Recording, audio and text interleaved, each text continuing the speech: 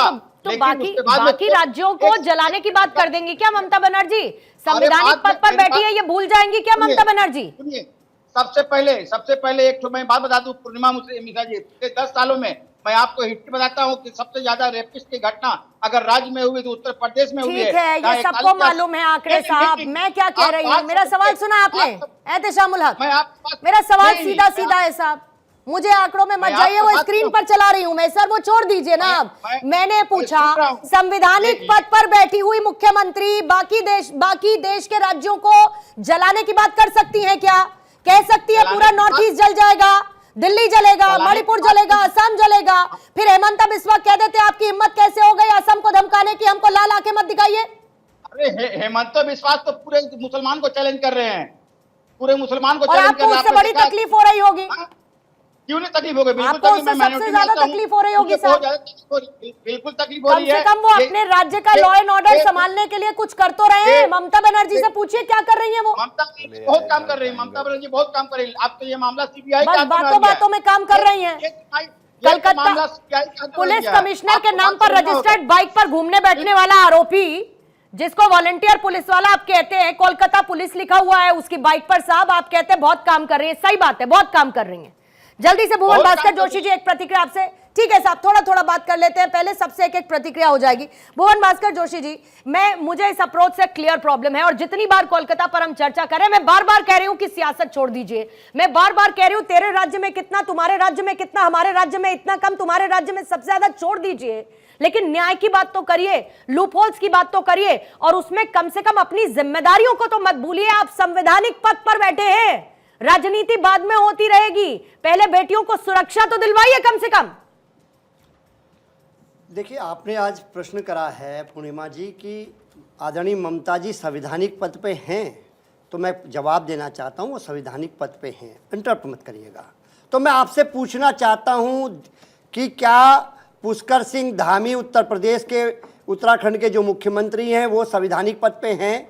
मैं पूछना चाहता हूं आदरणीय योगी जी मुख्यमंत्री हैं, वो संवैधानिक पद पे हैं? क्योंकि हम देख पा रहे हैं, उत्तराखंड में भी देखा आपने कि अंकिता भंडारी का जो केस हुआ था वो विक्टिम को मार दिया गया, और एक वीआईपी भारतीय जनता पार्टी को, नेता को बचाने का प्रयास पूरी ईमानदारी से धामी सरकार ने किया, पूरे देश ने देखा। और अभी अभी उधम सिंह नगर में एक अस्पताल की घटना आप कलकत्ता में होती, मैं आपको याद दिलाता हूं, उधम सिंह नगर में एक नर्स को भी हत्या कर दी जाती है, लेकिन धामी सरकार वहां पर चुप रहने का काम करती है। आप आ जाइए, मैं आपको बताना चाहता हूं, फर्रुखाबाद में 2 बेटियां लटकी हुई मिलती हैं, वहाँ योगी जी की सरकार है, चुप है। बीएचयू में क्या हुआ, देश से छुपानी है। भारतीय जनता पार्टी के लोग रेप करके 2 महीने वहाँ पर चले जाते हैं, मध्य प्रदेश प्रचार में चले जाते हैं। मैं पूछना चाहता हूँ वहाँ पर संवैधानिक व्यवस्था है नहीं है? और कितना उसको दिखाया गया प्रदेश और देश में, मीडिया चैनल्स में कितना उठाया गया। तो ये क्या वहां, ये देश में क्या 2 अर्थी माहौल नहीं चल रहा?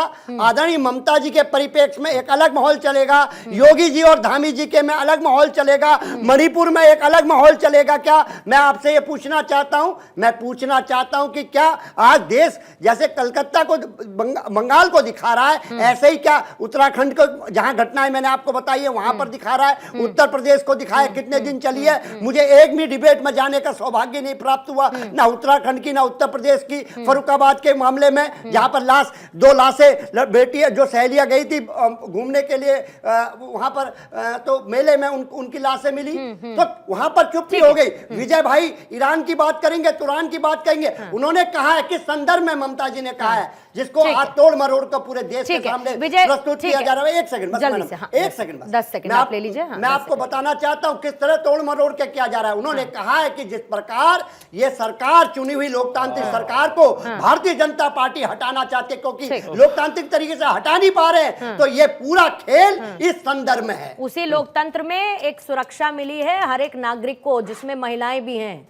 उसी लोकतंत्र में अधिकार मिले हैं, उसी लोकतंत्र ने जिम्मेदारियां दी हैं। संविधान की शपथ लेने वाले उसी लोकतंत्र का हिस्सा हैं। संविधान उसी लोकतंत्र का हिस्सा है जहां पर फ्रीडम ऑफ स्पीच भी है, जहां पर फ्रीडम ऑफ प्रोटेस्ट भी है, और उसी प्रोटेस्ट को कुचलना चाहती है ममता दीदी। ये उसी संविधान का हिस्सा है साहब, ये भी मत भूलिए, ये भी आप मत भूलिए, ये भी आप मत भूलिए कि ये भी उसी संविधान का हिस्सा है। पूर्णिमा जी, सीबीआई जांच की मांग भी किसने करी है? ममता जी ने करी है। और कानून लाने के बाद भी कौन कह रहा है? और ममता दीदी ने अपनी कोलकाता पुलिस को लेकर कुछ नहीं कहा। ममता दीदी ने अपनी कोलकाता पुलिस और उनके रवैये को लेकर कुछ नहीं कहा।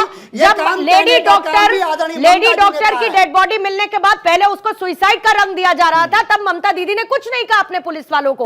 आप सीबीआई पर ठीकरा फोड़ दीजिए, बोलिए सीबीआई आप कुछ नहीं कर पा रही, हमारी पुलिस ने तो बहुत बढ़िया काम किया। साहब गजब डबल स्टैंडर्ड हो जाता है जोशी साहब। ये भी रमनीश भट्ट जी आपसे जवाब लूंगी, फिर नीरज जी आपके पास आती हूं। रमनीश भट्ट साहब, 13 साल में ऐसा पहली बार हो रहा है ममता बनर्जी इतना ज्यादा विरोध झेल रही हैं। शायद ममता बनर्जी भी क्या टैकल नहीं कर पाई इस इशू को, उनको समझ ही नहीं आ रहा कि इस मुद्दे पर क्या करना चाहिए, या फिर इतना ज्यादा प्रेशर पॉलिटिक्स हो गया है बीजेपी की तरफ से, या फिर जब मुद्दा उठ रहा है, सड़कों पर विरोध प्रदर्शन हो रहा है कि इस तरीके की बयानबाजी की पूरा नॉर्थ ईस्ट जल जाएगा, ये संवैधानिक पद पर बैठी हुई महिला मुख्यमंत्री करती हैं? बिल्कुल सही कहा आपने पूर्णिमा जी, और जैसा कि आपने कहा टेकल नहीं कर पा रही हैं, वो तो उसे आलम मुझे देखने को मिला उसी दिन के जिस दिन खुद ममता बनर्जी आ जाती है, ममता दीदी एजिटेशन के लिए, खुद वो आंदोलन के लिए। अरे भाई, आंदोलन आप कर रही हैं, किसके लिए आप कर रही हैं? माँ माटी मानुस की बात करने वाली ममता दीदी, आपके बंगाल में एक कोलकाता की बेटी, एक महिला डॉक्टर गुहार लगा रही है, आज तक गुहार लगाई कि हमें वी वांट जस्टिस। और जस्टिस किससे मांग रही है? दीदी आपसे मांग रही है, क्योंकि जिम्मेदारी तो आप ही को लेनी पड़ेगी। भैया स्वास्थ्य मंत्री, वाकई में स्वास्थ्य मंत्री आप हैं, गृह मंत्री आप हैं, मुख्यमंत्री आप हैं, सबूत मिटाने वाले भी आप ही हैं। प्रिंसिपल जो था आरजी केयर हॉस्पिटल का, उसको आप तबादला कर देती हैं और उसको और अच्छा पद, उसको प्रमोशन मिल जाता है एक तरह से, तो वो भी जिम्मेदारी आपको लेनी पड़ेगी। इस सारी की सारी जिम्मेदारियां तो आप ही को लेनी पड़ेगी। और संजय राउत का जो दोस्त है, सबसे बड़ी बात है सैया भाई कोतवाल, यहाँ पे ममता दीदी हो भाई कोतवाल, तो डर काहे का? और यहाँ पे डर, देखिए ना, डर आप सबसे बड़ी बात, वाकई में डर नहीं है। आखिर डर होता तो शाहजहां शेख, सैकड़ों बलात्कार का आरोपी, उसको कौन प्रश्रय दे रहा था? ममता दीदी आप ही तो दे रही थी। और टीएमसी के ऊपर ही प्रश्न उठाया, सुप्रीम कोर्ट ने किसके ऊपर प्रश्न उठाया? ममता दीदी आपके ऊपर प्रश्न उठाया, टीएमसी पार्टी के ऊपर प्रश्न उठाया, बंगाल की जो आबरू और इज्जत है उसके ऊपर प्रश्न उठाया, क्योंकि आप उसको कहीं ना कहीं आबरू और इज्जत को बचाने में, उसको संवारने में आप कहीं ना कहीं नाकाम है, पूरी तरह से नाकाम हो चुकी हैं। और ममता दीदी आप क्या कर रही हैं? आप कहीं ना कहीं टीएमसी के जो गुंडे हैं, जो करते रहते हैं, आप उनको कहीं ना कहीं देश भर में उकसाना चाहते हैं। आप चाहते हैं कि असम में फिर से आग लगे, आप चाहते हैं कि मणिपुर में फिर से आग लगे, आप चाहते हैं दिल्ली में फिर से दंगा हो, आप चाहते हैं कि उत्तर प्रदेश में योगी बाबा का डंडा न चले, आप चाहते हैं मध्य प्रदेश में, देश के हर एक राज्य में आप कहीं ना कहीं आंदोलन, ये तो आप दंगा करवाना, अराजकता का माहौल पैदा करना चाहते हैं। जवाब देना चाह रहे